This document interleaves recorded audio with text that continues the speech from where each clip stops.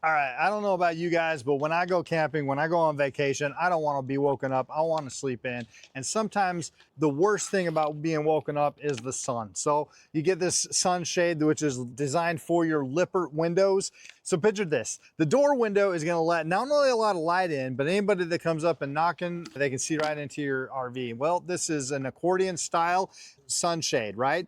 So you can put this in, it's going to block the sun and it's not going to wake you up at the crack of dawn. So if you have this, you will have relaxing, peaceful vacations. If you don't, you're going to wish you're going to need a vacation from your vacation. And it is super easy to install. Let me show you. All right, so I installed this and it's not coming out. So I want to show you guys. So basically you just take the bottom part out and then the part that touches to that, and you can pull that down and you just lock it in place. And you put the top one up, you lock that one in place, and that's your shade. Again, it has to be Lippert thin shade for it to work, but most RVs are Lippert thin shade. So you got sun right there, and you have no sun and no neighbors. Nobody peeking in saying, hello. Isn't that cool?